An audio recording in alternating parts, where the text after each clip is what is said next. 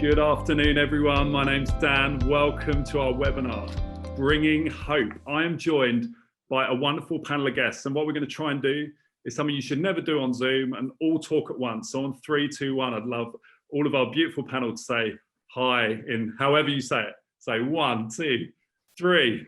Hi. Hello. Hi, everyone. Heather, you were muted, so let's give you your own go. Do you think "you're muted" is the most said phrase of 2020 and 21? Yeah, it's going to be on my tombstone, I think. Absolutely, I've done it a few times. It's great to have you guys. We're joined by a wonderful panel of guests today. We're going to introduce them in a few moments, but wherever you're joining from, we would love to hear from you. There's a chat box, there's a Q&A box, and we'd love for you to type questions in the Q&A and also just join the conversation on chat. We'd love to know your name, though it will tell us that, where you're tuning in from. And today we're thinking a bit about ice cream. You know, in Fresh Expressions and like New Expressions of Church, often they revolve around food. And we'll talk about that in a deep way later, but we're not going to go too deep quite yet. And one of the icebreakers that we always use, when I was a youth worker a few years ago, and we'd always use this icebreaker saying, your name, what you do in the daytime, like where you are and what you do in the daytime, and your favorite ice cream. So today we thought we'd make it a bit more experiential. We've all brought our ice cream. So I'm going to start and say a little bit about myself, and then we're going to hear from our wonderful panel. So my name's Dan. I'm kind of like Graham Norton for today, just without the red chair. We won't be doing any of that stuff, though that would be cool, and perhaps something we could invest in the future. And I work for the Reaching New People team in St Albans Diocese. I work with Tim. Tim's my boss, which is a huge joy. We'll hear more about that later on. I'm into coaching. I've planted a couple of churches and communities in different contexts. But most of all, I love a twister. This is my ice cream, a twister. And basically, twisters are good for me because when I was younger, we didn't have that much money. But I had this mate who was really rich, and his parents would always buy nice ice creams. So I'd pop around his house and they would always have twisters. So Dave, Mr. and Mrs. Holmes, this one's for you. So let's meet some other people from the panel. I reckon, Heather, why don't you go? You're unmuted. Okay, hi. Well, I'm Heather. I work at the Archbishop's Council, and my role is to embed Fresh Expressions into the life and ministry of the Church of England. And I also run a project called Greenhouse. And so, yes, I'm involved with lots of different dioceses right across the country. And my ice cream is, well, I was really excited. We went to New Zealand, and you know, you always try to bring food back from a place you go on holiday. And the one thing that we really wanted to bring back was Hokey Pokey ice cream, which in New Zealand, I don't know whether it's the same in Australia, but they call honeycomb Hokey Pokey. And so the one thing we wanted to bring back was the one thing we absolutely couldn't. And for years and years and years, it wasn't available here, but they've just brought it out. So now wherever I find honeycomb ice cream, I'm there. So I've got my Hokey Pokey. Heather, can you just hold some like right up to your camera? Because we're pretty high tech, you'll realise, people tuning in at home. Yeah, all I can see is a lovely bowl, but that looks good. That looks good. Now, I just want to say to the panel, it's completely fine to like eat your ice cream whilst talking. You're not supposed to do that in TV, but we're not creating TV. This is an authentic, contextual exploration. Thanks, Heather. So Heather, you do those things like, that must be part-time. What do you do the rest of the week? I do a lot of wild swimming and some, so lots of meeting up with friends now, thankfully, in the good city of Norwich. But joking aside, wild swimming has kind of rather taken over my life this last few months. It's one of those things that once you start, everyone said this to me, well, once you get going, you know, and you start off thinking you'll go once a week or whatever, and then suddenly like, oh, I'll try and get another one in, and then try and get another one in. It's really addictive. I don't know what it is, but yeah, loving it.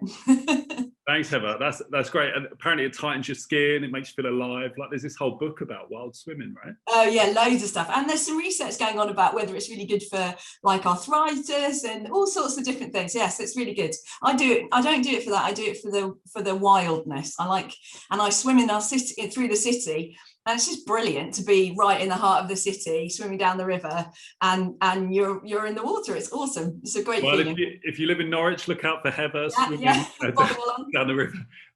A few people have commented online, so we've got So yeah, sorbet is amazing. We've got someone on gluten-free diabetic ice cream, so that's kind of a bit of a challenge. Raspberry sorbet is so good. Jersey ice cream. Lots of people are commenting. Keep the conversation going. We'll read some more out in a minute. Let's jump over to Adina in London town. Hi. So I've got my my ice cream. This is actually mango kulfi. So I'm actually quite the same as Heather, that I done some traveling in India and really love the ice cream out there, which is called kulfi. I'm not quite sure how it's different, but it definitely is different. I think it's something to do with condensed milk. And I live in Southall in West London, so we have a very large Asian community here. So wonderfully, I can get kulfi here, and my favorite one is you can get kind of pistachio cream or mango, and my favorite is definitely mango. So I was glad, Dan, that you sent us out for ice cream because I haven't had this for a while. So I love how all these ice creams are like kind of hipster choices so far. Like, is that a requirement? Anyway, sorry, Adina, just quick, tell us a little bit about yourself. We're going to hear a lot more later. Yeah, so I've been in Southall for about 13 years now, and I'm a pioneer curate there at the moment. You asked us to be a bit more interesting about what we do in our day. So probably what I spend most of the day doing when it's not lockdown is going around people's houses, drinking Indian tea, chai, and eating Indian food that people press on me, and I'm like, oh, must I? Okay, thank you, I'll have some food with you. So which I love to do. So yeah, that's how I spend my day. But I have to admit, I'm also 3 weeks into open swimming addiction too. Oh wow! Stop it. Even in London, you can find places for open water swimming. Who knew? But yeah, I'm loving it. Swimming with the swans and the ducks and all. Yeah, it's good. Well, if you've just joined us, we're just doing a quick introduction of our wonderful panel. There's some great stuff coming in online. Father Eddie, who we love, says his favourite ice cream is chili ice cream. Again, another hipster choice. Trisha's happy with a Magnum. Trisha, I like that. It's a bit of a classic. I like that. I'm getting ice cream everywhere. I'm getting it all over my computer, but it's all good. It doesn't belong to me. Tim, why don't we hear from you? Let's have a little. That's my computer. Yeah, sure. So I'm Tim Lomax, and I'm the Director of Mission and Ministry in St Albans Diocese. My ice cream is a limited edition Cornetto. It's a twist on a classic, so a bit of just like you, Tim. Just like you. Yeah. Twist on a classic, yeah. It's just a bit different. It's chocolate orange, and I love a Cornetto, but it's just a little bit different. So that's what I like to do really in life, I suppose, is just take what we know and do it differently. So that's me, and I work in a diocesan role in the Diocese of St Albans. The job is very varied. Still now, I'll say to my children, they'll say, "Dad, what is it what you do?" And I try and explain, but it's a very varied job. But I'm also based in the cathedral as well, so that gives me a little bit more variety in my role if I need any more. And Tim wears a fantastic coat. Like, oh my goodness. Like, if you're into all that stuff, it's gold. It's absolute gold. Thanks, Tim. We're going to hear a lot more from you later. And Beth, why don't you finish us off? Yeah, well, I've been in great excitement here because my name is Beth, and I too have brought an ice cream from my context. I live on a building site, and so it's come from the co-op in the next village, and I trekked through the building site to go and get my ice cream. And I just wanted you to share the joy of something new. You see, look at this. We're going to unwrap this ice cream. I've never tried it before. Oh yeah, okay, it's quite good. It is apparently a popcorn flavored ice cream. So we're going to see how this goes. Are you ready for this? Okay, live tasting. Could you just bite like the whole top? No, I'm joking. I don't think my dentist would. No. Well, that is definitely different. It's sort of slightly popcorny, slightly ice creamy, a bit honey maybe. I think I can keep going with this one. I'm up for exploring this more. I mean, this is really how we do life in the new town. It's exploring, trying out new things. So how do I spend my day? Well, I spend a lot of time hanging out with people. I've got some friends who've started up a coffee project at the back of a Land Rover. So all my meetings happen at the coffee project by the Land Rover. So big shout out to the Royal Coffee Project. They come into Northstowe, and meeting people from all sorts of backgrounds. For myself, I have a PhD in computational physics and I have a food hygiene certificate. And so both of those come out really useful when doing bacon butties and having deep questions about life, the universe and everything in my Newtown context. So that's me. Dude, that's like a proper doctorate. Yeah, sometimes people think it's in theology and I have to let them down gently that no, it's actually physics. But big questions, I like big questions. We'll get you on next time when we do about science or something like that. Well, it's great to have you all. If you've just joined us, that was just a fun way of getting to know our wonderful panelists around food. When we think about fresh expressions, when we think about pioneering new communities, when we think about context and reaching new people, often we orientate around food. So if you need to go and get an ice cream and not listen to me for a few moments, now's a good time, because I'm just going to introduce today. Adina and Beth and Tim, why don't you just flick your cameras off and your audio for a minute, and then Adina and Beth, you'll be back in a few moments. And I'm going to ask Heather to pray for us in a sec, but I'll just introduce a bit about what's happening today. Today we are thinking about bringing hope. And just as we begin, we want to name that the last 18 months have been really, really hard. It's really easy, isn't it, to come along to these webinars and these different bits of training, and everyone's really happy and they're all eating ice cream, and that's good stuff. But we just want to acknowledge that as we look around, as we talk to different church leaders, and I know Heather's also experienced this, that it's just been really hard. People are really tired. They're really knackered. They're burnt out. And they're not burnt out in a traditional way where we've just worked really, really hard and we've made some difficult, but we've made choices to do that. They're just burnt out from what's been going on, from the pandemic, from being in and out of lockdown. I heard Mark Sayers, who's an amazing theologian, talk about this ambient anxiety, a bit like a fan going off in a room that's just been ticking away for the last little while. And we're seeing that all around the world in different countries and different contexts. When we think about mission and reaching new people, it's all about contextualizing ourselves, understanding the context. And yet the one thing that unites us worldwide is the pandemic. The responses are different. Some countries have suffered much more. Of course, the disparity in poverty is more than prevalent, and yet the thing that unites us is this pandemic. And so as we tentatively emerge in the UK from the pandemic, firstly, we remember other countries that are still in lockdown, that are still struggling, that don't have the same vaccination program, but also just acknowledge that people here are tired, they need a rest. And so today we're looking at little stories of hope. That's what we want to do today. In the Euros a couple of weeks ago, Christian Eriksen fainted and had a really difficult moment on the side of the pitch in a game for Denmark. I love Christian Eriksen. I'm a Spurs fan, so I've seen him live a few times. I've sung songs about him, and it was hugely distressing to see him like that. And when it cut to the BBC presenters, to Gary Lineker and the team that were hosting the event, all the panelists could say is hopes and prayers with Christian and his family. At these moments of difficulty, all we have is hope and prayer. Martin Luther King says we must learn to accept finite disappointment, but never lose infinite hope. Never lose infinite hope. So what we're going to do today, really simply, is hear stories from different members of our panel. Firstly, from Adina and Beth, who are practitioners, and they're going to share a story about how their Fresh Expressions started and what happened during the pandemic and what the future might look like. Then we're going to hear a bit of theology from Tim, particularly surrounding the Trinity, and me and Heather are going to jump in on that. And then at the end, we're really lucky to have Heather with us as she gives a national picture of Fresh Expressions around the UK and some of the exciting projects that she's working on. So that's kind of our plan for today. We'd love your questions for all of the panel. We've got a wonderful set of hosts online today as well, David and Alison. Alison's down as Guru.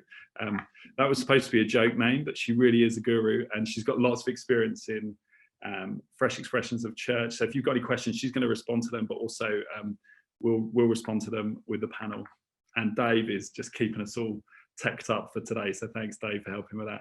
Heather, why don't you lead us in prayer, and then we'll invite Adina and Beth back on.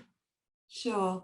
And really thinking about what you've just shared there, Dan, and that idea about, you know, that we have been through a lot, and I was really trying to think, where was the best place to shape the prayers to start us off today?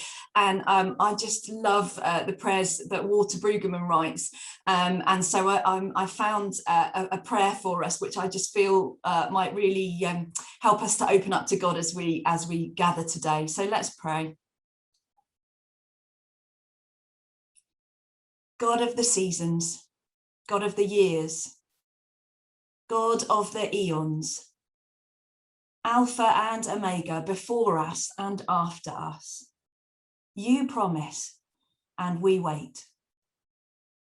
We wait with eager longing.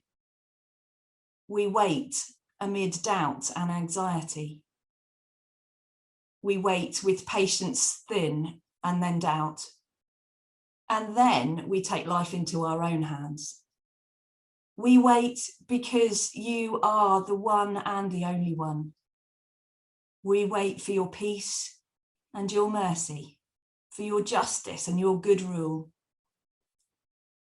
Give us your spirit that we may wait obediently and with discernment, caringly, without passivity, trustingly and without cynicism, honestly and without utopianism. Grant that our wait may be appropriate to your coming, soon and very soon, soon and not late, late but not too late. We wait while the world groans in eager longing. We wait with hope. Amen. Amen. Thank you so much, Heather. We're going to hear a lot more from you later on. I wonder if, Heather, if you had that electronically, or if Dave could look it up, whether we could post that prayer in. That was just so helpful. I love Brueggemann. So good. And just to say, we want to keep the conversation going. So if you want to ask any questions or chat to your friends or just put anything in the chat, we'd love to hear from you. And Alison's on there to make sure we don't miss anything. Beth and Adina, why don't you jump on? And Heather, we'll see you in a bit. We're really looking forward to what you have to share with us later on. So hi guys, you can unmute, I reckon. Come in and say hi. Hi. Hi. Thanks for being with us today. We're gonna dive straight in, and we're thinking a little bit about stories. Lisa Cron wrote a really good book called Wired for Story, which I love, and it basically says that scientifically, I'm sure Beth can correct my science, but scientifically we are wired as humans to hear stories. When someone shares a story, it lifts us. We can't help but lean in and notice and hear what's going on. So we're going to hear from Beth and Adina in 3 sections. Now we'll start with you, Beth, and get straight in. Tell us a little bit about your Fresh Expression, your kind of work as a pioneer, how it started and what happened. Yeah, I love what you say about stories, because even as a pioneer, you'd think if I turned up in a brand new town, there would be a blank sheet and it would be the start of the story. But actually, even here, the story had already been unfolding. And we're a brand new town, probably the most delayed town ever. They've been going to build this place for ages. And so for a good 10 years or more, local church leaders and Christians of all denominations were praying for Northstowe. And they came from different backgrounds and they prayed. And at the same time, I was off doing pioneering in another new build place and building connections. I bought a house from Taylor Wimpey and ran some community events over in Camborne, another new town, and things sort of plodded along in various different ways.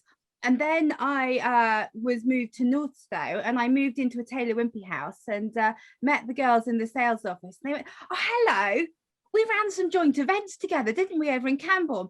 Well, can we sponsor you to do something?" And so immediately we were able to start running community events. After I moved in September, and we ran an All Hallows Eve party out of the garage with the house builder sponsoring the first event, and because the story had gone before, both the prayers and the relationships. So yeah, tell me about that. That sounds really interesting. So it was kind of like one of these like hipster garage parties for or Hallows Eve. I like that you referred to it as that. That's Halloween for those that had my upbringing. No, sorry, Beth.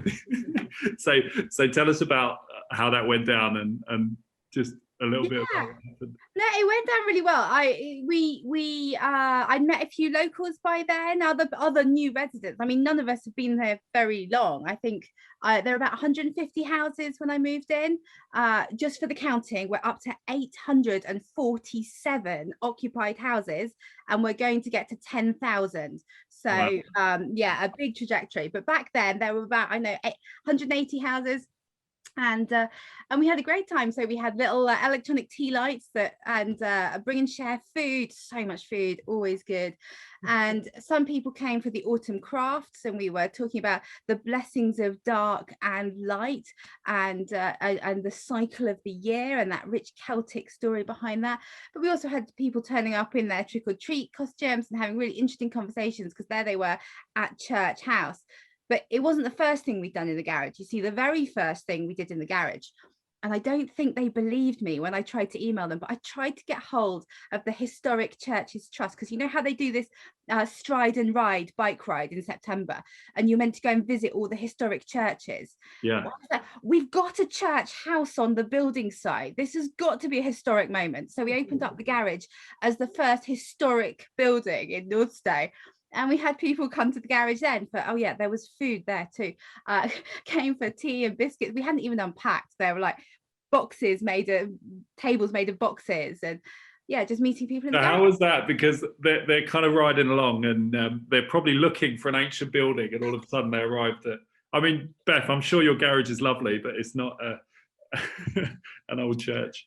It's not an old church. It has a certain charm, and it has this wonderful wall that's been quite useful, because we've managed to graffiti on it. So this last Easter in lockdown, we're like, well, what do we do to mark Easter where we don't have a building and everybody's in lockdown? And so on Good Friday, I went out and I put my hood up, and I spent 2 hours with a chalk pen writing, "It is finished." And we lit it with purple and a big cross in front. It looked awesome. And put a little quick video up on the social media. And then on Easter Sunday, I got up early and I wrote, "He has risen" on the garage wall. And that was fantastic until it got to Pentecost. And I can't get it off. So somehow I've got to get this graffiti off the side of my wall. But we've had fun. We've had fun.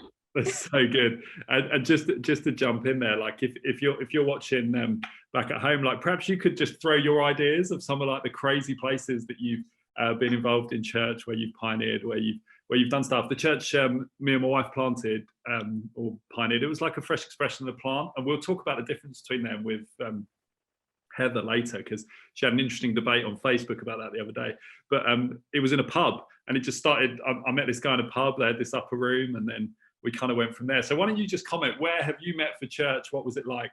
There's a real moment for the church of creativity where we actually find it really difficult to meet in our buildings because of the pandemic. And if we can just flip that to an opportunity, as hard as it is, because I know it's hard, if we can flip that to an opportunity, then some really creative and innovative stuff can emerge. Beth, we'll hear a little bit more from you in a minute. I reckon if we just shoot over to Adina, and what I love about today's panel is the kind of diversity of context. So we're going from kind of Ely Diocese, like kind of up northish. I'm from southeast England, so London's actually up north for me. So I apologise to any true northerners when I say Cambridge is up north. That was completely insensitive. But Adina, just tell us a little bit about your context and how it started. Sure. Dave, shall I just show the slide just to show people where I am? So as I mentioned, I'm in Southall in West London. So yeah, Southall, it's about 5 miles from Heathrow, and we're a very diverse community. About 94% of people come from BAME communities in our area. So I just thought I'd give you a few shots, pictures of Southall, because what I just love about it is the vibrancy of it, and the mix of foods and everything we have there. It's just a place that still excites me all these years on when I go out. So yes, I've been in Southall, as I mentioned, for about 13 years, and we actually started our Fresh Expression in 2017. However, a bit like Beth, there's a huge backstory to that. And for me, I think with Fresh Expressions, often it's not something that's quick, right? It's something that takes a long time to build and to happen over time, really. So yeah, just the next slide, Dave. That's my Chris Whitty moment. So yeah, just thinking about the Fresh Expressions journey, as you probably have seen this diagram before. What I love about it is that I've looked at it and thought, oh, that's what we did, without having seen them, at the beginning. I realized through looking back at our own story in Southall, that's exactly what happened. So I moved to Southall to be part of a missional community. It was a very clear call from God to go. I was only going up the road. I was living in Ealing, which was only about 3 miles up the road, but had a clear call from God to go to Southall, and it's a very different community there. So I moved in with 5 others who'd relocated into Southall, and we just we got there and we thought, okay, God's called us here. What do we do? What does being a missional community mean? Fortunately, there was one of our team who had some idea. I was leading it and I really didn't have much idea, but God was good and gave us who we needed and what we needed. So we started off with prayer and rhythms of prayer that we put together and met together regularly for that. We also just hang out in the community. So we lived it. God also gave us the joy of renting a house in a dead-end road, so that in the road just kids played in the street all the time, and they would career around on their bikes, crash their bikes. Fortunately, one of our team was a great bike mender, so he'd hang out in the front garden and mend the kids' bikes, and we got to know the kids, and then we got to know the parents, and then Nina, can I jump in there? Sure. Very helpful. And I think I was going to ask you, can you give us a picture of what a missional community is? Because we probably use that language a lot, but it's kind of a specific thing in a sense. But I think you just described it with the bike thing. Yeah. So for us, it was a small number of us. So we as I mentioned, we were only ever up to about 6 people was our maximum number.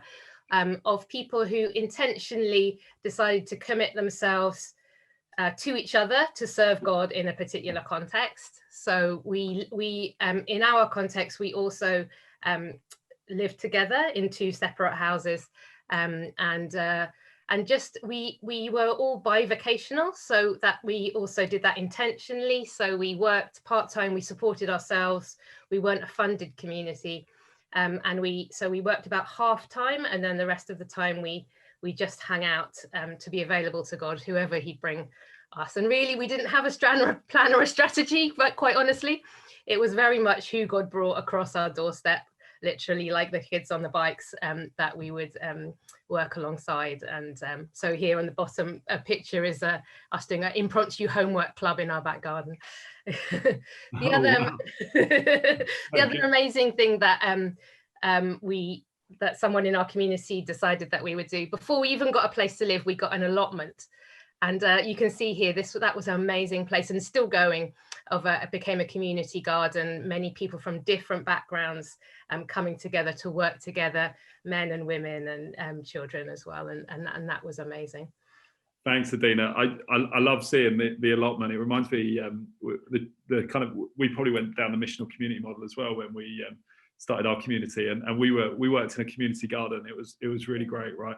Yeah. Right, kind of on the edge of the town that we were in. Yeah. And it's amazing, isn't it, the kind of theological narrative that you can reflect upon as you work the land, as you're involved in tilling the land, so to speak. Though, to be honest, I was really bad at gardening, but as you do those things, there's kind of theological reflection going on, and you're in nature. Transformation, particularly, I think transformation of this land, but also other. There's been a couple of other places in Southall where A Rocha have really been instrumental in really transforming those places from rubbish dumps to amazing gardens and nature reserves for people locally. So yeah. I love that.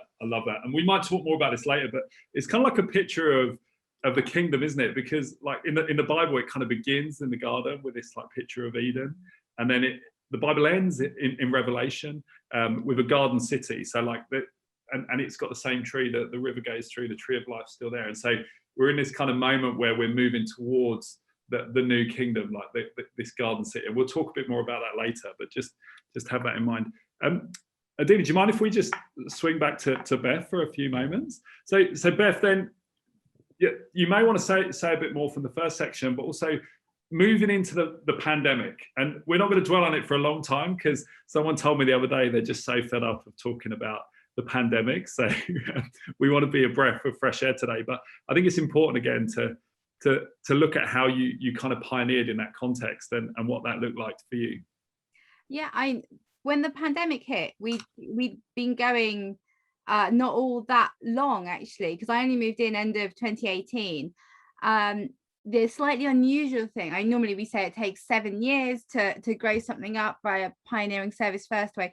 We'd started a gathering a lot quicker than any of us had really expected, because the Archdeacon turned up on his motorbike looking cool, and some of the kids from school went, oh, we want to know more. So we'd started immediately gathering with 2 other new to Northstowe families right from the beginning, meeting in the school.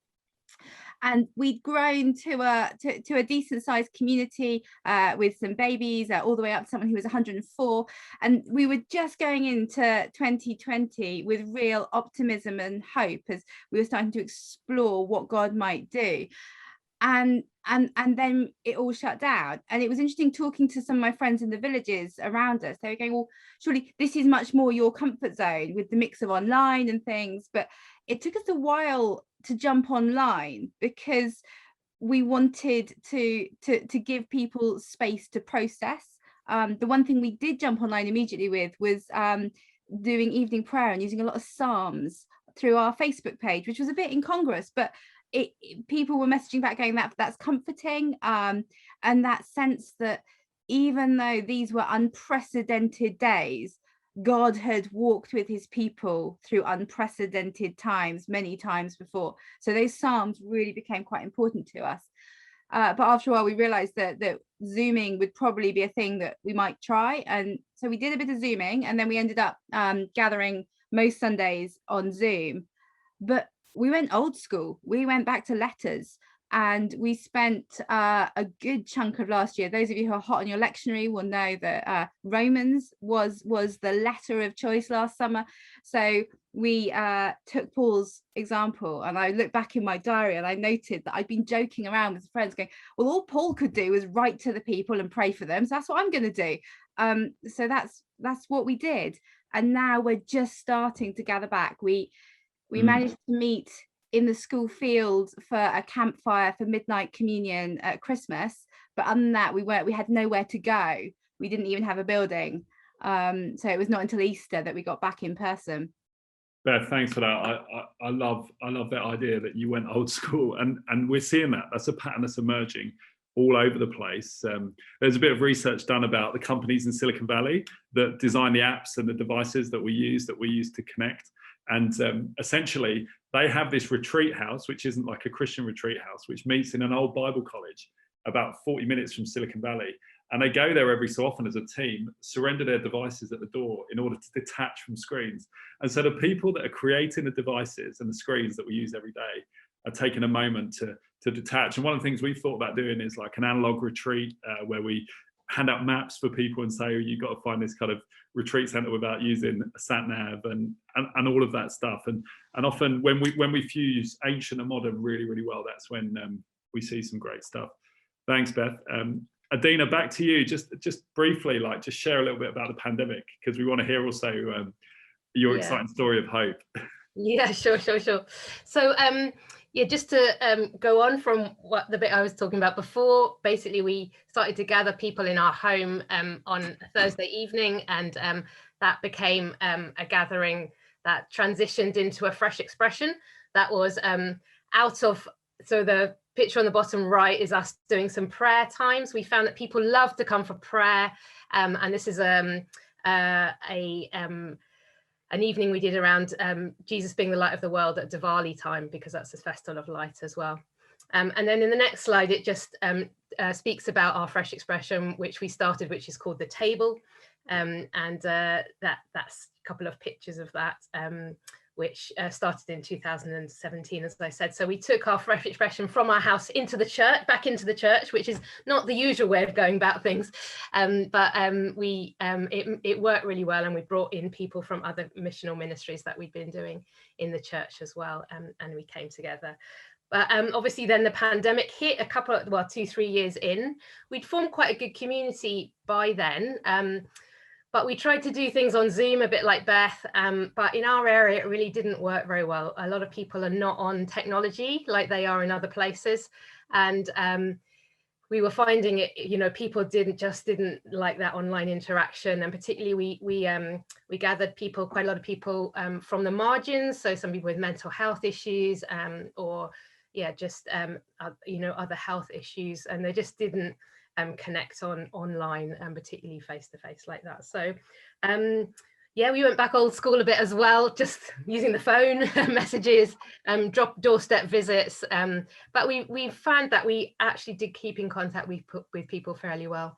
We also run quite a big messy church, and I was dropping some messy church packs around, did a couple of those on Zoom, but again, it was probably the packs and the personal contact that was most important really. One wonderful thing that did really work was taking around Mother's Day daffodils, and on there we put a little card to say we have a please put the next slide, that's fine, a gathering coming up, and we invited people to come into the garden when we were able. So we've done a couple of gatherings in the garden as well. I love that picture, that's us on our first gathering in the middle of lockdown that we were able to do to pray with one another. That's beautiful. That's such a great picture. I love the sun. Yeah. I love the sun coming through as well. Yeah. Also, just to say, like you were saying at the beginning, Dan, that it was a really hard time, particularly for us. Well, in Southall in January and February, everybody was anxious and grieving about people that they knew who died of COVID. So, that's still something that we're working through at the moment too.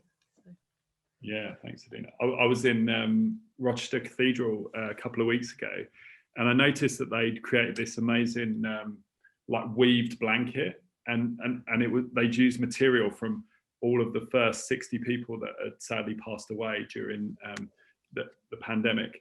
And so they had material from their homes, and then they presented it in the cathedral, and it's become like a place of mourning, but also hopeful celebration in the cathedral. It's really worth popping in there if you're ever down in Rochester in Kent. And again, I think creativity isn't just about these kind of moments of gathering and trying to reach new people. It's about creating space for people to grieve and lament, and that's as much of an important part of our mission as the other stuff. A few people have commented online. It's great that you're joining the conversation. People are talking a bit about McDonald's as a nice neutral space for people to meet. My wife wouldn't like that. She doesn't let me go there anymore. But we know there's a familiarity of places like that. And if you want to meet a load of young people in your community, just go and buy yourself a Big Mac, and you will meet a lot of them. I would suggest in whatever context you find yourself in. And Stu Blofeld, thanks for commenting. You said you'd like to do something similar to what Adina was talking about in Leighton Buzzard. And it's all about food and community. So keep the conversation going. We'd also love to hear your questions. We're going to Q&A these guys in a few moments. So guys, just briefly, before we take questions from people that are tuning in today, what are the brief signs of hope as I said earlier, tentatively emerge from the pandemic? What are the brief signs of hope? And why don't we start with Adina this time, just to change it up? Soon as you're unmuted. So I've been thinking about it a little bit. I think one of the things is that we are starting to be able to be a little bit creative again, and to have time to think through what the next things might be. So obviously outdoors, like we've sort of tried this out in the pandemic, and we found that it's really wonderful space for people to meet. So we're trying to start some kind of outdoor church, applied for some money to build a labyrinth in one of those nature, the urban nature reserves, and hopefully that's coming ahead, going ahead. We've also started on the back of, you know, people being under such a lot of pressure and anxiety at these times, started a mental health project called Umid, which means hope in some of the Asian languages. And so that's only been going a couple of months, but it's really amazing, people coming and already asking for prayer and and support in their well-being, really. And we're doing that right in the church itself, actually. So so that's I think that's really exciting, and hoping more people will come along to that. Dina, that sounds great. I'd quite like to come along to that. Sounds good. It's very so simple to do, honestly. We've just opened our doors, and we just offer a space, and people love to bring their own creativity. Actually, we're just allowing people to do what they want to do. So we've had karaoke, we've had Indian dancing, we've had somebody who coming in to do a drawing workshops every week, and you know, all people just literally coming and asking to be involved. So yeah, it's fantastic. Wonderful. That sounds really, really great. I like that idea of just creating a space for people to come and be who they are. And again, I think when we think about the Trinity later, be talking a bit more about that. So thanks, Adina. Just hold there, because I think we've got some questions that have come in for you. And Beth, finally, just briefly, like what signs of hope, what little glimpses of hope are you seeing at this time? I think one of the things that I particularly valued is that people seem to be more able to talk about the good and the bad, and to acknowledge God in the everyday and in the challenges. And it sounds, when we tell the fun stories about the craziness of the early days, it sounds like it was one big party, but it was hard work as well. But that there is a grittiness to what we're doing now that feels really rooted, and the rootedness is something that's coming up. We're a new town, nobody has any roots here, but we're starting to explore how we put down roots, whether that's in physical places, whether it's in ancient monastic traditions, our connections with the other denominations. And then also it's our connecting out, that the partnership opportunities that have come out of the pandemic have been wonderful. So I spend so much time working with the district council, the town council. We've now got a mayor in Northstowe, exciting news there. The county council, we've just started a food bank, partnering with the schools, the multi-agency working. We've sat here and gone, we cannot do this alone, and we're doing it together. And that just fills me with joy. Yeah, thanks, Beth. That's a really important reminder. And I was just at the, I was sitting in my living room in my shorts, but I went to the conference for the Centre for Multiplication the other day, and the title of the whole conference was Together. Like, if we're going to do this, if we're going to reach new people in new ways, we have to do it together. Not just churches working together, but like you said, Beth, like partnering with communities, and often that's where the richness is. Guys, thank you so much. It's been so helpful. I got to chat to these guys for a bit longer the other day when we were preparing for today, and genuinely I was encouraged. I was ready to go out and do something. So thank you so much. We've got a few questions that have come in. The one that we're going to ask you at the end, but I'm just going to give you a bit of time to think about. If in one sentence you were to give someone one bit of advice, one top tip for starting a new expression of church, what would it be? So just have a think about that, because I know sometimes people don't like being put on the spot. But other questions that have emerged. Before we do that, like someone's talked about Driveway Church. Thanks, Tim, saying that driveways have been a really great place to encounter during the pandemic. The church I was involved in Australia, I've just returned from Australia a few weeks ago. We did something called the Porch Project, which was an idea my wife came up with, a really great idea. And we went round, and during lockdown, we got a photographer to take some really nice photos of people on their porch, and ask them 3 questions about their family and what family life looked like. And it just showed that the church was still alive, that this place of meeting, this place, this kind of threshold to the home. And there's lots of temple analogies there.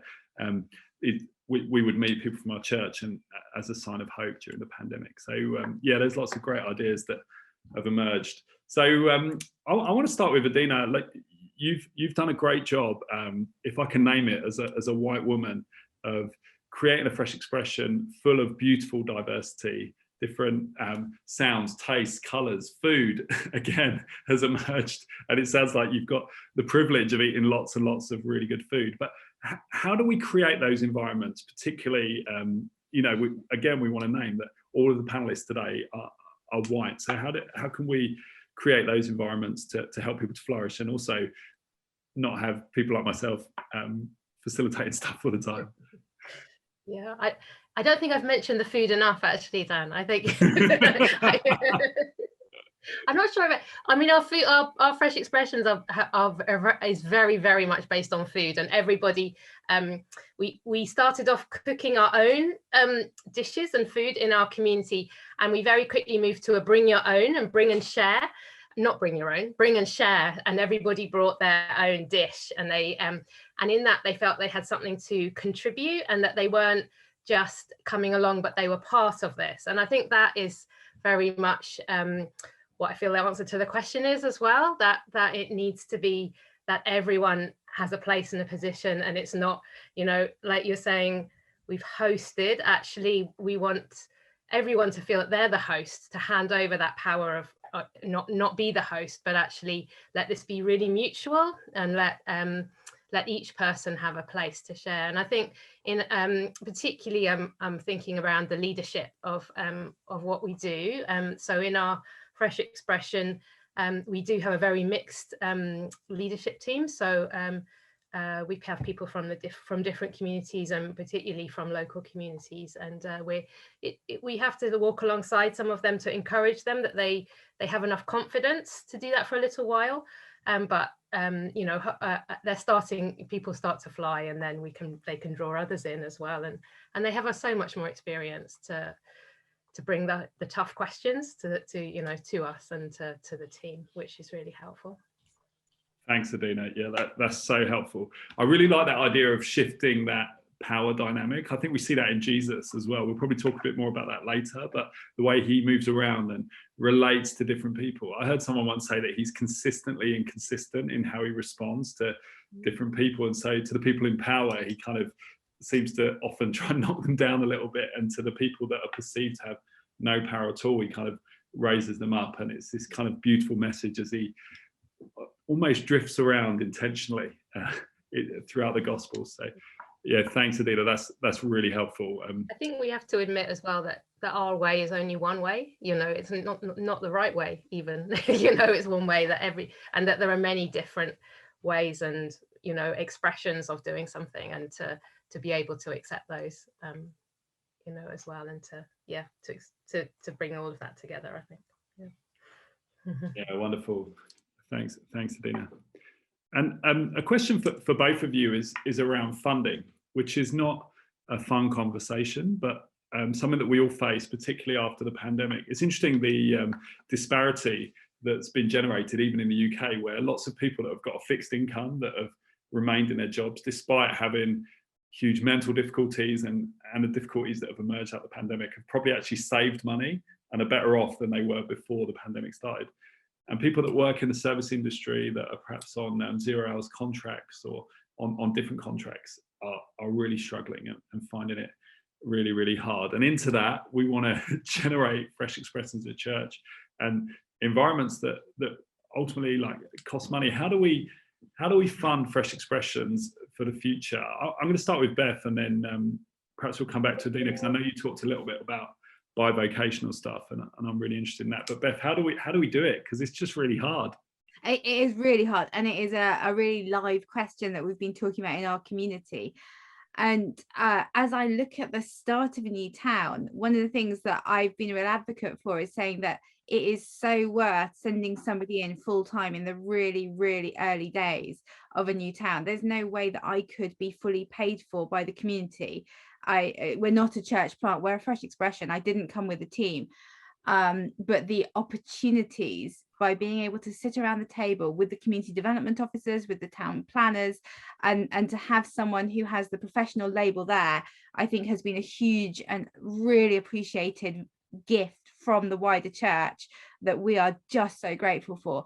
So it's been part of our conversation within our early community to say, well, when are we going to start giving back and making those really important questions for us?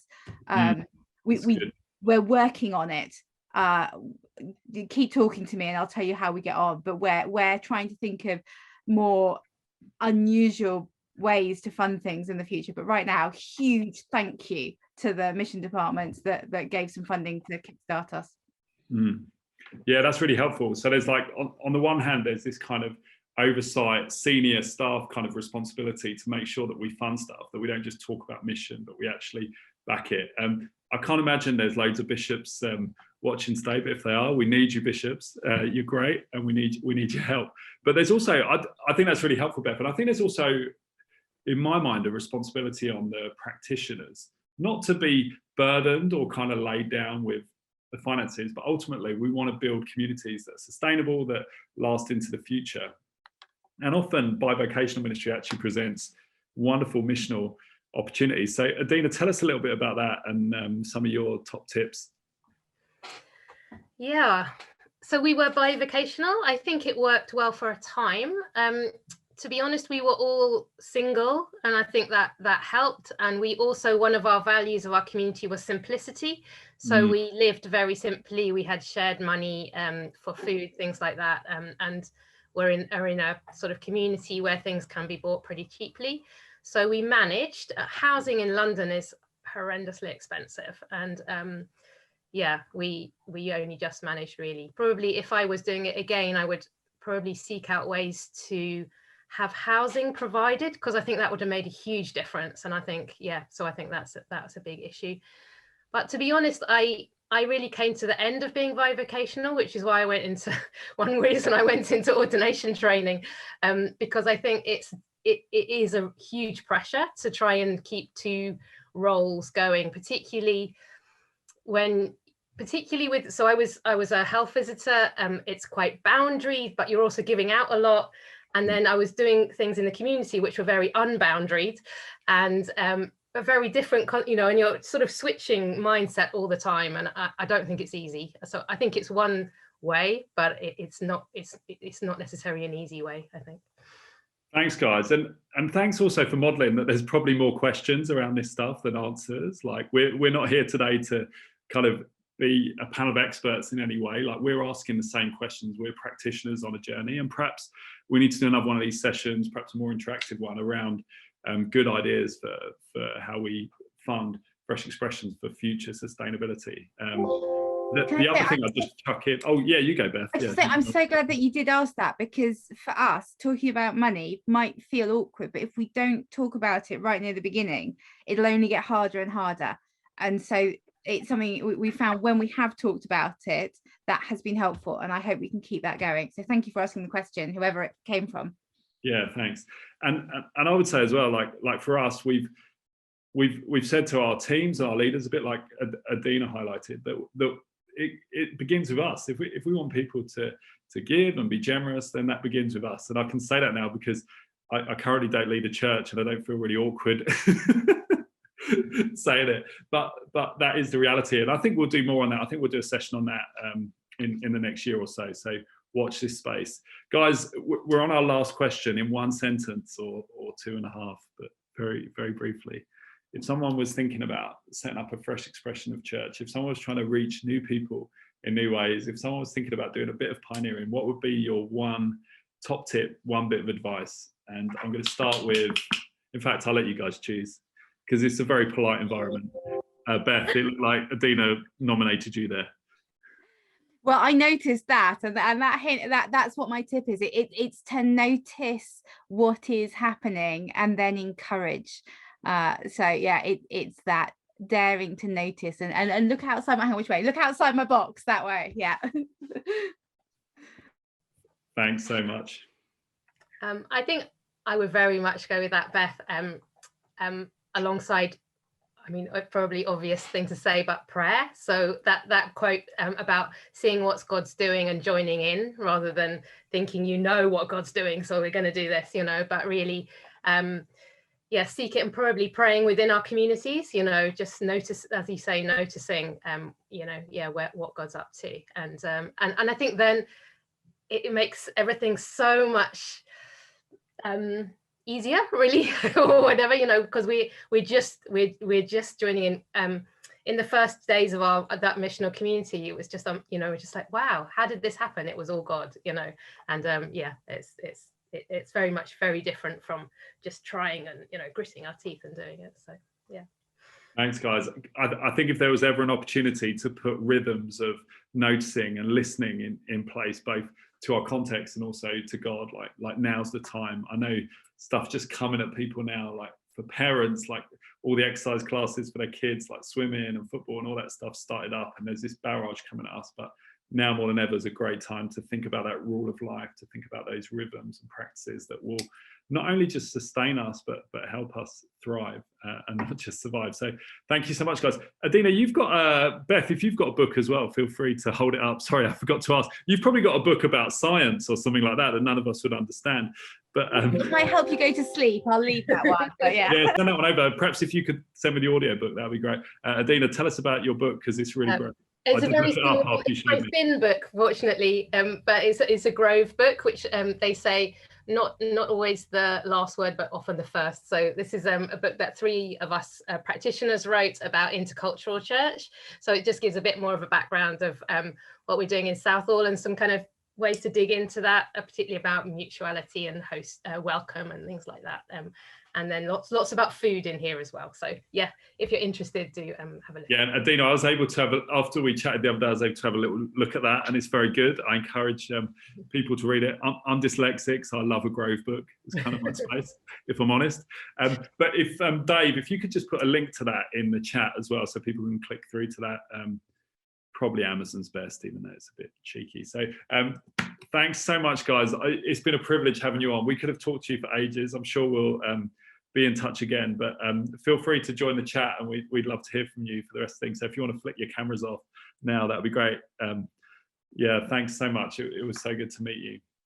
So we're going to take a break for a few minutes. If you want to come back at about 31 minutes past, there's enough time to make yourself a coffee or a fruit tea, probably at this time of the afternoon, and come back in a few moments. Dave, if you want to get a holding slide ready for us, that would be great. After the break, we're going to hear from Tim about a theology of hope, particularly surrounding the Trinity. Me and Heather are also going to respond to that, and then Heather's going to finish by highlighting signs of hope around the country. So take a break for a few moments. We'll be back at 31 minutes past. Thank you so much. We'll see you in a minute. Oh, hi everyone. Thanks for tuning in. I've just been reading through the chat. There's some really great stuff in there. Why don't you keep commenting? Just pop your questions in the chat. Don't worry about the Q&A bit, and we'll get them to our wonderful panel. We're joined by Heather and Tim now. Tim, why don't you come on as well? Hello. Hi guys. Just before we go any further, what did you take away from what those guys shared? I thought the stories were just so helpful and encouraging, but what was it for you guys?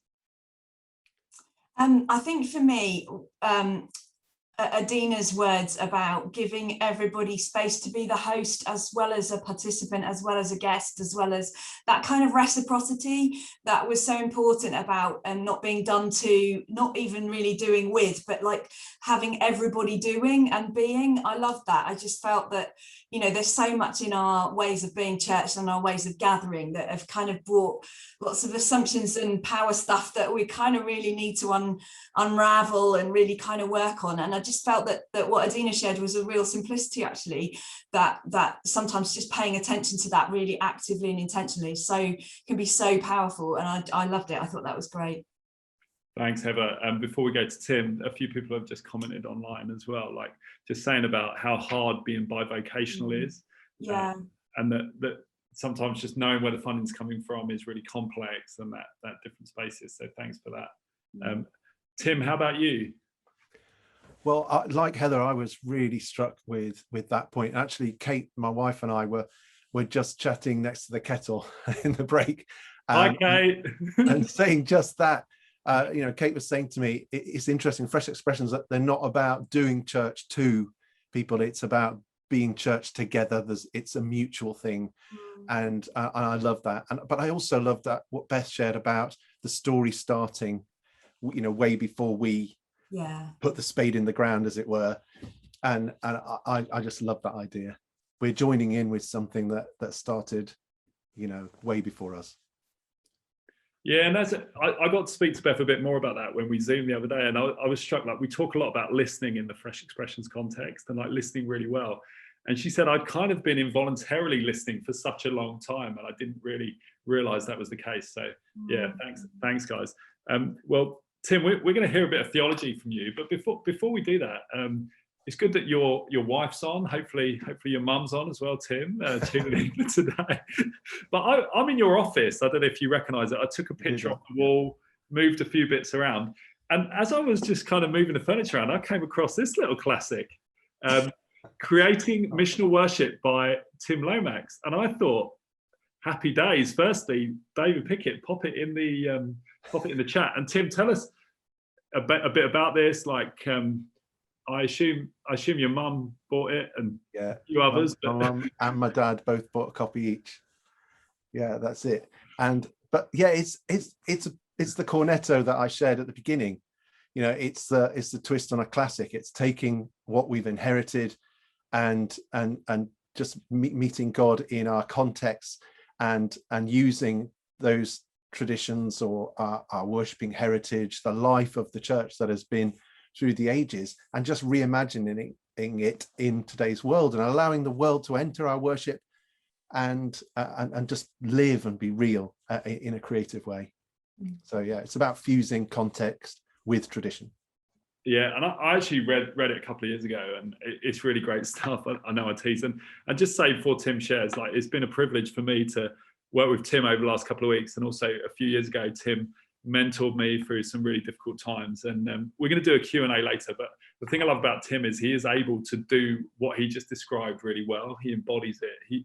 He's able to work within the traditional church, which we love, and also create space for people to pioneer new things. I remember when we were pioneering our Fresh Expression, I was just really tired. It was really hard, and I used to meet Tim once a month and just shout at him, honestly, because he represented the diocese and the church, and honestly, he just stood there, listened to it, and encouraged me. And really, Tim's a big part of why I've come back to the diocese to work here. So I know I tease you about the boxes of unsold books in your office, but there are. It's really great to have you. So what we're going to do now is hear a bit of theology, which is great. This is where we go a bit highbrow, guys. And me and Heather are going to potentially jump in at different points, but we'll see how we go, Tim. So we'll at least add our thoughts at the end, probably more Heather than me. So Tim, why don't you take it away? We'll just kind of mute ourselves in the background, and we'll be here.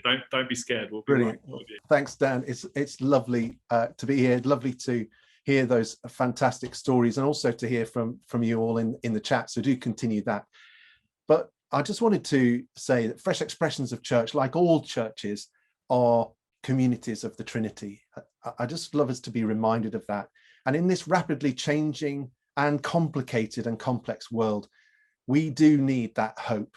We need the hope of communities of the Trinity and all that they bring to local people and places. And I'd like us to focus briefly on this famous icon on the screen, Rublev's icon of the Trinity, depicting the three holy visitors that Abraham and Sarah encountered near the great trees of Mamre. And it's recorded in Genesis 18. And Alison, Guru Alison, she's going to read it for us now. Genesis 18. The Lord appeared to Abraham near the great trees of Mamre while he was sitting at the entrance to his tent in the heat of the day. Abraham looked up and saw three men standing nearby. When he saw them, he hurried from the entrance of his tent to meet them and bowed low to the ground. He said, "If I have found favor in your eyes, my Lord, do not pass your servant by. Let a little water be brought, and then you may all wash your feet and rest under this tree. Let me get you something to eat so you can be refreshed and then go on your way, now that you have come to your servant." "Very well," they answered, "do as you say." So Abraham hurried into the tent to Sarah. "Quick," he said, "get 3 shears of fine flour and knead it and bake some bread." Then he ran to the herd and selected a choice tender calf, gave it to a servant who hurried to prepare it. He then brought some curds and milk and the calf that had been prepared and set these before them. While they ate, he stood near them under a tree. "Where is your wife, Sarah?" they asked him. "There, in the tent," he said. Then the Lord said, "I will surely return to you about this time next year, and Sarah, your wife, will have a son." Now Sarah was listening at the entrance to the tent, which was behind him. Abraham and Sarah were already old and well advanced in years, and Sarah was past the age of childbearing. So Sarah laughed to herself as she thought, "After I'm worn out and my master is old, will I now have this pleasure?" Then the Lord said to Abraham, "Why did Sarah laugh and say, 'Will I really have a child now that I'm old?' Is anything too hard for the Lord? I will return to you at the appointed time next year, and Sarah will have a son." Sarah was afraid, so she lied and said, "I did not laugh." But he said, "Yes, you did laugh."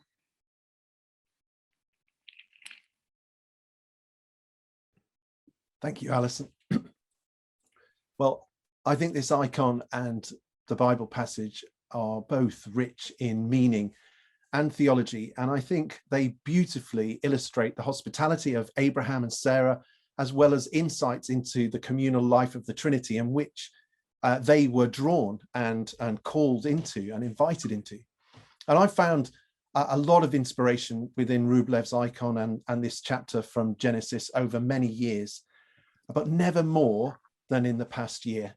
And I've spoken about this in a number of places, I think because of the coronavirus crisis. And what we see in this encounter is an expression of mutual hospitality and blessing. After approaching the visitors, Abraham invites the Holy Three to stay. And when they do, both Abraham and Sarah act as generous hosts. The Holy Three then, having enjoyed the hospitality that's provided, issue an unbelievable blessing on which the future of God's saving purposes rests: a son for Abraham and Sarah. And it's within this setting of this hope-filled hospitality that I'd like to explore what it is for the church to be a community of the Trinity, to be shaped by God to give life to the world. And I hope this speaks into your heart, your life, your church, your ministry, your leadership at this time. Maybe like Sarah, you're feeling like you can only laugh at God's promises because it's so unbelievable. Maybe you're struggling to think of a hopeful future, but may God speak to you at this time. And I'd like to briefly highlight 4 features of communities of the Trinity that I think are inspired by this passage and the icon. Firstly, there is hope within pain. And I think that's really important for us at this time. In this place of Sarah and Abraham's encounter with the Holy Three, there is their own pain and their own difficulty. It's the place where the triune God speaks into their childlessness and issues this unbelievable promise of a son from whom a nation will grow, a promise which we know through reading the narrative many times that God keeps. It's a promise God keeps. Now, Fresh Expressions of Church, they meet people where they are. They meet people in their need, in their pain, in the lives that they inhabit, and they build community through hospitality and through care and through relationship. Now, if you look carefully at the icon, and maybe you want to just sit back and look at it from a distance, and you'll see God the Father there on the left with that mansion with many rooms behind, and you'll see the Holy Spirit on the right, and then trace with your finger or your eye the inside line of them, and of both of the Father on the left and the Holy Spirit on the right, and then across at around the level of Jesus's shoulders there in the middle, and you'll see the shape of a chalice there. And you might not need to trace that line, you might just sit back and see that at a distance. It's the cup of suffering. And into our context, this current context of pain and difficulty, communities of the Trinity are going to bring hope. We don't quite know how, we don't quite know the story into which God's calling you, but he is calling you, and that story will emerge and you will play your part. So secondly, then moving on, Dave, if you could move on to our second slide, then this encounter begins for Sarah and Abraham at the entrance to their tent. And this is the important thing. It's the entrance. It's on the threshold. So Abraham had to be outside or at the entrance and facing outwards to spot the visit of the Trinity. And so often we're consumed by the internal affairs of the church, all that's going on inside the tent, if you like. And that can be at the expense of spending any time outside or looking outwards for signs of the Holy Trinity, signs of God already at work in and through our church communities, that story that's already being written into which we will then join in and play our part. Now, Fresh Expressions, they primarily exist for those who are not yet part of the church. So how can we make sure that we continue to provide hospitality and encounter with God outside as well as inside our tent? How can we make sure that we don't just retreat into the tent, but we remain out in our communities, engaged, building relationships? It's really important in the months and years ahead. And for you, what does outside the tent or near the door to your tent mean at this time? In your own personal pilgrimage and the life of the church community, is it engaging more in your local community? Is it embracing something new? Is it doing something familiar in a slightly different way? Is it seeing and meeting the needs of those around you? Or is it encountering God in a completely new way that you're sensing him calling you into a new adventure? At this time, at this difficult time in our life and our church history, God is inviting us to stand at the entrance, to join him where we see him, and to create community there through hospitality and service. The entrance is the threshold. It's a liminal space of transition and change. So let's make sure that we stand there, we go there, we sit there, and we watch and we wait for God. So if that was the second point, then the third is this. If you could move the slide on, Dave, that would be great. That inclusion is at the heart of the Trinity. In the life of the Trinity, there's this wonderful celebration of diversity. You see it there in the icon, 3 distinct personalities, and yet they are one. It's the theology of particularity, 3 different people, and yet they are united as one. Unity is found in difference and not in uniformity. And that's the mixed ecology that we're praying for and working towards in the national church. So in the community of the Trinity, there's space for everybody, absolutely everybody, no exceptions. So look at the icon again and see that at the front of the icon there is a space at the table for you and for me. And when you pull up a chair, and when I pull up a chair to that table and join the Holy Three, notice that we complete the circle. Now, in 2016, I visited this wonderful church in Los Angeles called Northland Village Church. It was a fresh expression of church. And I walked into their incredibly trendy and shabby chic church building. I was immediately struck by a visual depiction of their values. And I knew exactly what kind of church this was when I walked through the door. Because inside the main part of the church, there were around 250 chairs. Every single one of them was different. No pair the same at all. And this spoke to me very powerfully. I found it very moving, in fact, of their openness, their love, their inclusivity, and their generous hospitality. That church is united in its diversity, every member different and unique, and yet part of the community of the Trinity. And to be honest, I don't think I've ever encountered a more diverse church. Fresh Expressions bring hope because they are generous in their inclusivity and their "we'll come to you" approach. And so fourthly and finally, Fresh Expressions, communities of the Trinity, they bring hope because the stranger becomes the host, the guest becomes the blessing. And Edina touched on this, and the conversation with Beth as well explored this. And I was really quite encouraged by that, because what we see in Rublev's icon is the hospitality reversed. The hosted become the hosts. Generous hospitality is given by Abraham and Sarah and then received by Abraham and Sarah. And we see this in our fresh expressions of church and our contextual mission. Who is hosting who? Who is blessing who? My wife, Kate, is the vicar of St. Paul's in Luton. It's an urban priority parish. And in recent months, there's been an influx of asylum seekers in this time. And this has opened up all sorts of new relationships and friendships and on opportunities to serve and offer hospitality. And friendships are forming. And although Kate and the church, they're giving a lot of love and care, what isn't clear is who is blessing who. And I think that's wonderful. Spending time with those families is a real joy. And they send Kate messages every day. And one of the messages last week was, Princess, they said to Kate, thank you, Princess. You are our family and our joy. But really, it's them who are bringing joy to Kate and myself and the church community with their friendship, with their generosity.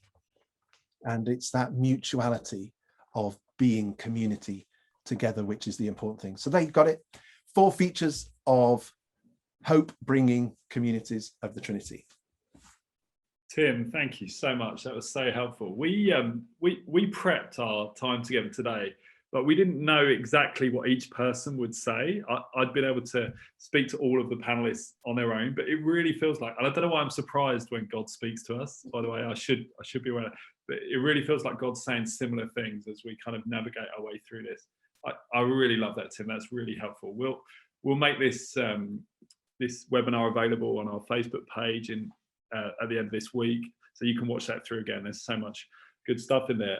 Me and Heather were having a chat about this the other day before we knew what you were going to talk about, Tim, and I was just reminded of if I remember one bit of theology from college, and to be honest, it can be thin for me sometimes, some of that stuff. It was around the Trinity. I love the Trinity, and I kind of did a real focus on that in one of my essays. And I remember when we were doing systematics, which is kind of like the key themes of our faith in theology, like Christology, the study of Christ, ecclesiology, the study of the church, basically all the ologies. And when we were doing systematics, when we talked about the Trinity, I remember the lecturer talking about this word perichoresis. And perichoresis is kind of like the word the church fathers used to describe the Trinity. And some of us might know it's this idea of the divine dance of God. And so the Father, the Son, and the Holy Spirit are creating this beautiful divine dance where they're individuals and yet one, and the whole thing is made up as a dance. But my lecturer said that a better interpretation of that, when you do the etymology, which I later found out was the study of words, when you really look into that, a better interpretation is that each member, each person of the Trinity creates space for the other to flourish. And so the Father creates space for the Son creates space for the Spirit creates space for the Father. And that as they create that space, we're kind of invited into that. It's not social Trinitarianism, which is good stuff, but we're invited into that space, just like you alluded to there, Tim. And Heather, do you want to just throw in, because then you said something like super profound after that, and it was one of those moments where kind of like wanted to jump out and hug you, but it was complex because we were on a screen. So do you want to just add to that?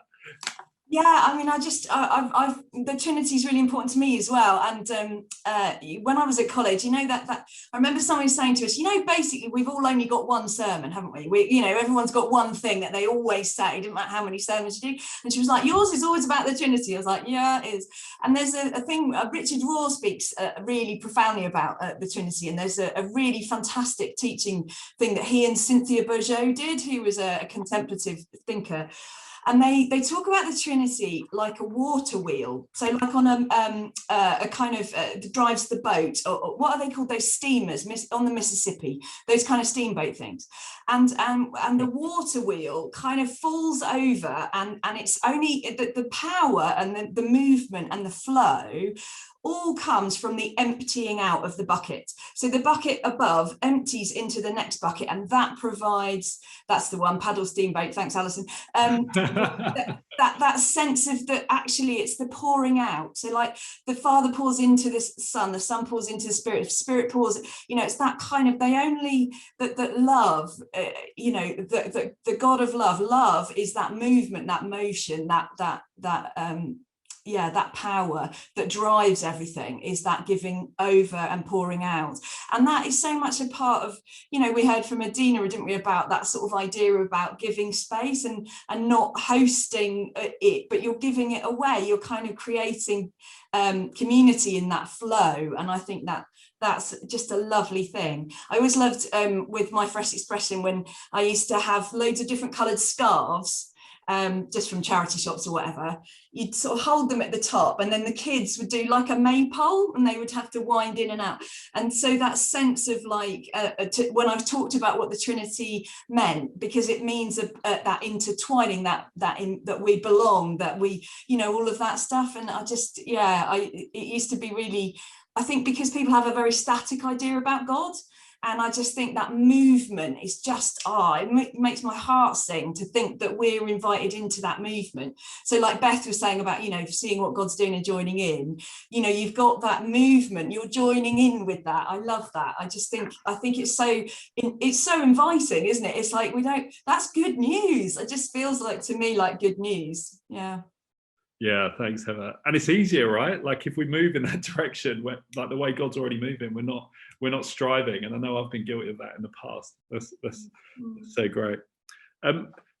We've got opportunity for some questions if people want to ask Tim and Heather any questions off the back of what's been said. So pop them in the chat.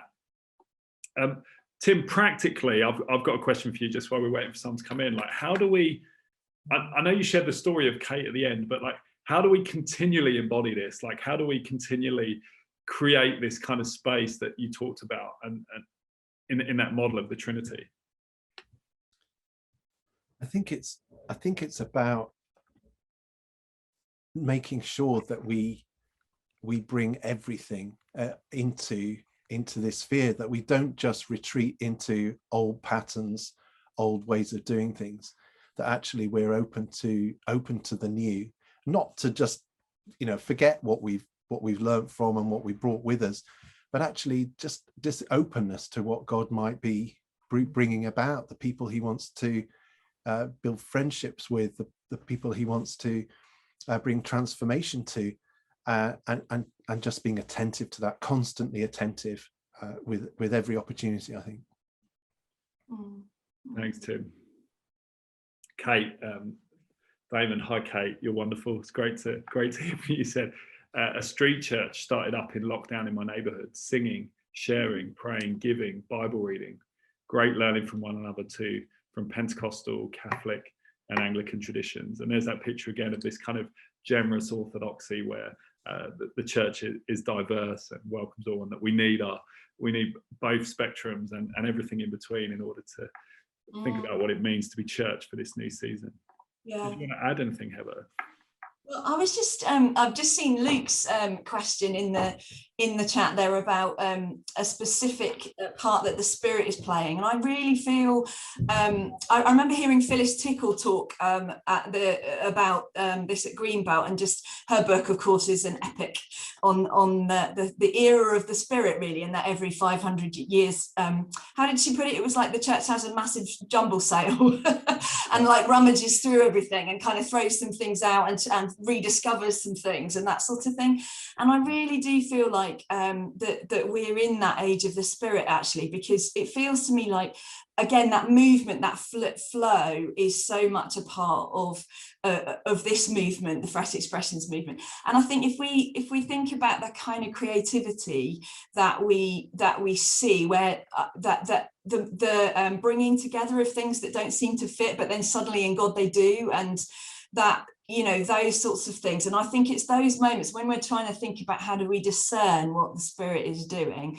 I think it is just purely, you know, throwing yourself on God's mercy and saying, I don't really get this, please help me. And you know, my experience as a pioneer was so many times that I just stumbled into something and in the end just was like, oh, thank you. You know, the amount I must have missed, but thankfully there was enough of a shove from an angel or from or a nudge from the Spirit to be in the right place at the right time. So I think some of that's about just really trying to sort of walk in that really open stance, isn't it? But yeah, it just feels to me like that kind of where you see those things that you think, hang on, there's something in this, but they don't seem to fit. I just feel like that's often where God's leading me to kind of, come on, see how we could make this new, you know, how we could redeem this, how we could, thanks. Yeah.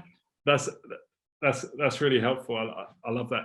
And I love that picture of the jumble sale. Like, I don't think that could someone share that book by Phyllis Tickle? I think I know which one you're talking about. What's it called? And could we share it in the chat maybe? Just put a little. Yeah, I can't remember the title. Tim's probably got it there.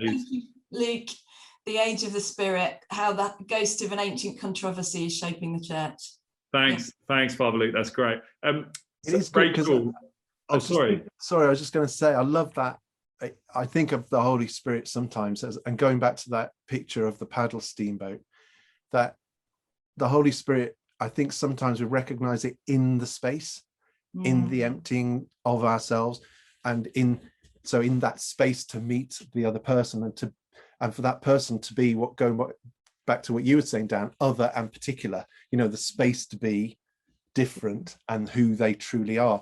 So I think the Holy Spirit often is that space and that opportunity. Yeah, thanks. We've had a couple of great questions come in. People are really warmed up now. So I reckon we got time for 2 quick ones. If we can do like snappy answers. You guys are like pros, so I'm sure it'll be fine. Rachel says, I'm really interested in fresh expressions of church in England. How do you balance the need to be free and do things differently with the need to follow liturgy and protocols? Just a short question there, just a short answer. Well, the protocols are obviously they're important in the Church of England, but there is quite a lot of freedom in the Church of England. There's a lot more than sometimes we give credit for, I think, and sometimes we give ourselves a hard time. But really, there is, as I always say, there's plenty of opportunity for freedom within that framework. But that's not to say that there aren't challenges of the Eucharist and the sacraments and fresh expressions. That not, you know, they are very real issues. But I think we let's be encouraged to be more creative within the frameworks that we have. I think we need to encourage one another in that.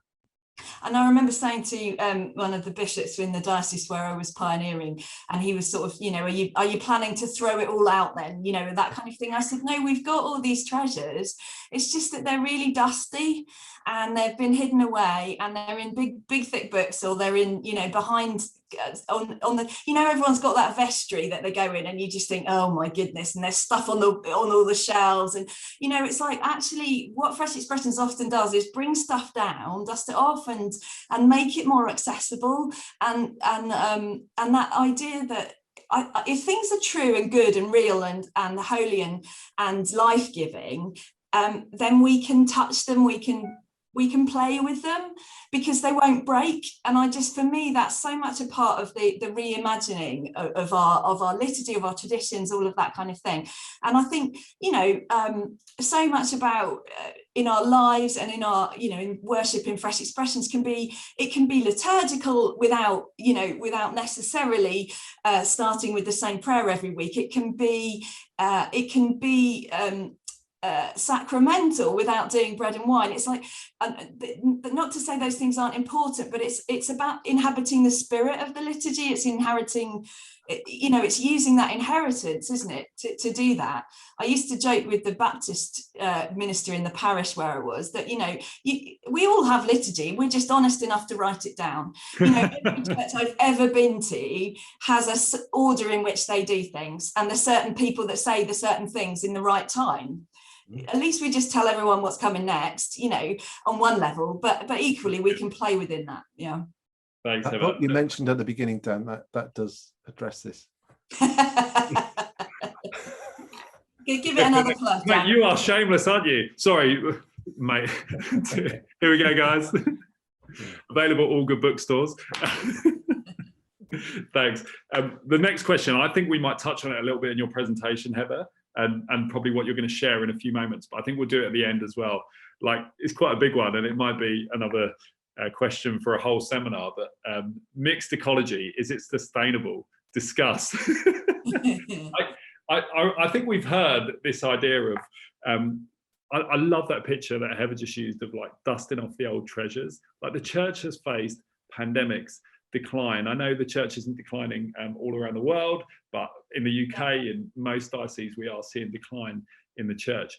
They face these problems before. These are not new problems for the church as you look at church history. And it's often when we look back, it helps us navigate the future. It doesn't mean we don't need to be creative and do new things and try and reach new people in new ways, but it's this kind of mix of both. And I love the missional formation coaching stuff. I kind of do a bit of stuff with them, which is emerging. My predecessor, who used to do this job, Mark Dunwoody, along with Winfield Bevans in the US, have created this framework which seeks to merge ancient practices with mission. And that's kind of where we want to be, like the examen and all of these things can speak. So anyway, I could share the link for that. Yeah, if we put the link in the bottom, Mark will be very pleased. Thanks, guys. Tim, we'd love for you to stick around and just throw in your little pearls of wisdom. But Heather, do you want to just share a bit about your context? You've got this beautifully privileged position. I joked you're like the Archbishop of Fresh Expressions, but it's not a joke. I can't consecrate anyone, but if I could, I'd do that now. I think you're beautifully placed to just see a bigger picture of what's going on, not just in the UK, but around the world. So share a little bit, and I'll ask you some questions, but also just about what you're working on at the moment. Sure. Well, I think I'm going to start, and a jumping off point really is the question in the chat about mixed ecology and being sustainable. And I think it is, what does sustainable really mean in the context of, you know, declining church budgets and all the rest of it? And I think it goes to that kind of sense of, where is your treasure? You know, where your treasure is, that's where your heart is. And I feel like we've got really big conversations to be having, I think, as the church right now, and those are happening in the vision and strategy space. And basically this idea of not just mixed ecology, because we are already a mixed ecology. If you take the 2016 research by the Church Army into the Fresh Expressions across the Church of England, we're the equivalent of 2 dioceses. We're just not very visible because we're spread out all over the place. So we are already a mixed ecology. And we've already, if you like, begun to break down the idea that unity means uniformity. And you touched on this, Tim, didn't you? That's the particularity and that incarnational stuff. That has already, been breaking down. Now, in some places faster than others, let's be frank. But across the church, there is an understanding that emerging that we don't have to all be doing the same thing in the same place at the same time to be the one church. And I think what probably has happened over that time has been that's happened in a big picture way, that we can kind of imagine it across a diocese that we're a mixed ecology. But there's a little bit of maybe NIMBYism, or I don't know, but that thing about they don't really want it in their parish necessarily. And I think that's where we've got to at the moment, is to work through what would it mean to be a mixed ecology in the parish? What would it mean to work together in that way? And I think my analogy for this is we've got to stop looking at a parish like as if it's a garden. I think we've got to start looking at it as though it's a series of allotments. And so we don't have that one overall, right, this is the garden. We have a sense of this is the community allotment space. And there are lots of people growing lots of different things in lots of different ways. And we are, the church is all of those expressions. So you might have, something in the school that's linked to, the school community really explicitly. You've got like Forest Church or whatever that go off into the wilds. You might have the praise and worship group, you know, and a communion that's gathered around, you know, really evangelical sung worship. You might have a contemplative prayer group that are welcoming new people into the practice of meditation. You know, there's all sorts of things. How can we see them all as the church in that place, and how can we govern ourselves and make ourselves accountable, and also kind of discern together the way that the Spirit is moving in a collective? And I think that for me is a really key thing. We're going to have to reimagine what leadership looks like in that. And one of my I guess my heart's desires is to see a much more spacious and less hierarchical way of leading, because the question I always get asked is, well, yes, but who would be in charge? And it's like, can we not kind of, you know, expand into something that might look bigger than that could be much more collaborative, much more you know, responsive to those different things. So I think there's huge challenges around sustainability and around leadership and around that, but the reality that we know that Fresh Expressions reach new people. We know that new people come in and they engage with faith and explore faith and come to faith in different numbers and in different proportions.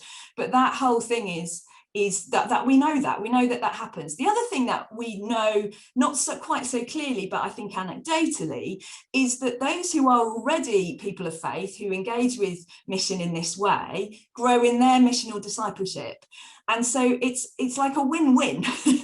Everybody's growing in discipleship, and that has to be a good thing, doesn't it? So I think that we know that, and we know that releases that missional discipleship in our places. So I think, you know, it's a no-brainer to do it. How we go about it will be about trying to be as generous and as creative as we can around leadership and money and all of that stuff. Can I just come in there? Because I love that idea of the allotments, and I love that image. And I think one of the things we need to do is to see that unity is heightened through diversity. Yeah. It's not diminished. And that we have to dismantle the idea that if we're all in the same place at the same time, then we're clearly united.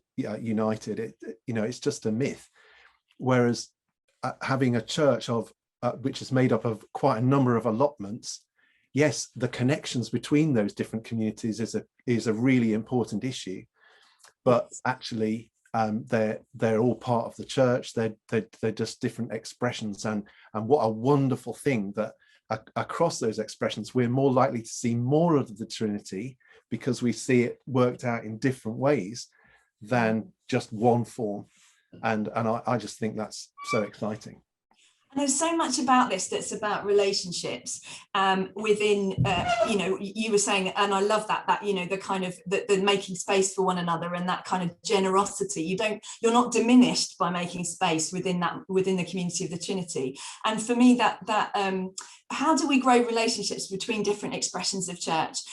It really doesn't have to be about all being in the same place at the same time doing practically anything, but certainly not worship. You know, why families of diverse generations and diverse expressions, we don't all eat together every time. We do it maybe once a year at Christmas, and maybe more if you're a really brilliant family. But you know, every year we kind of do that thing where the kids get annoyed because they have to watch the Queen after Sunday lunch because Granny wants to do that, and then you know the Granny's annoyed because they're playing Guitar Hero really loudly and all of that, and the parents are doing everything in the middle trying to make the food. But it's like we pull it together every now and then, but we don't do that every week, because that's not really how. But it doesn't mean that we don't all connect and have good relationships. You just grow them in different ways. Why do we do it around worship? Why not do it about serving? Why not do it around litter picks? Why not do it around parties?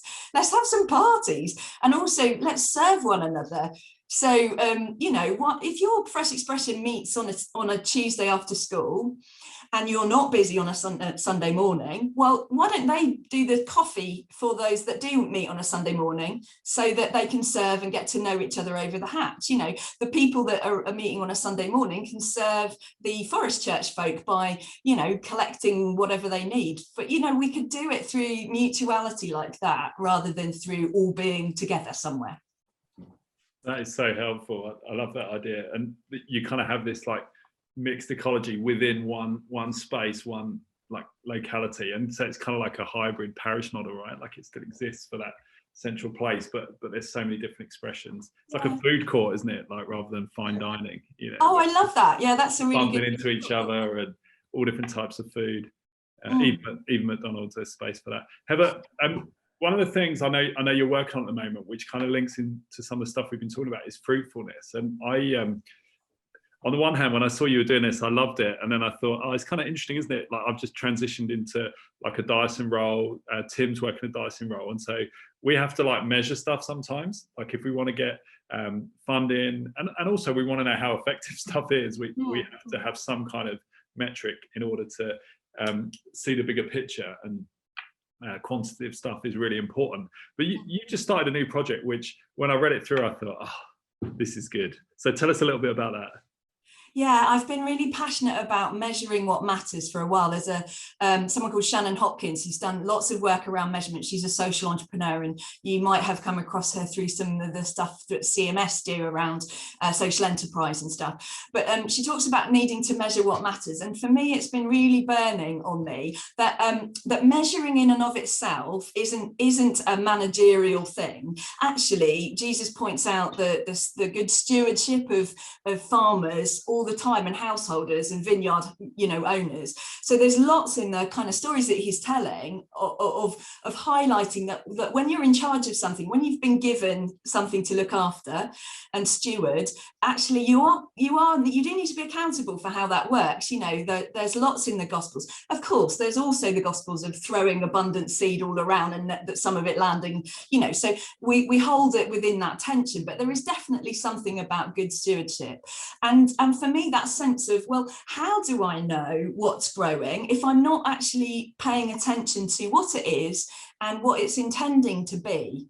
And you mentioned earlier on, Dan, there's like kind of, there was a bit of a Facebook thread that went completely crazy with 800 or, you know, 180 comments on it or whatever, which was about the difference between pioneering and church planting. And we have not got time to get into that right now. But one of the things that I'm trying to talk about with this fruitfulness stuff is, you know, things can be fruitful and look really different. So you can't compare a blackberry bush with a sunflower.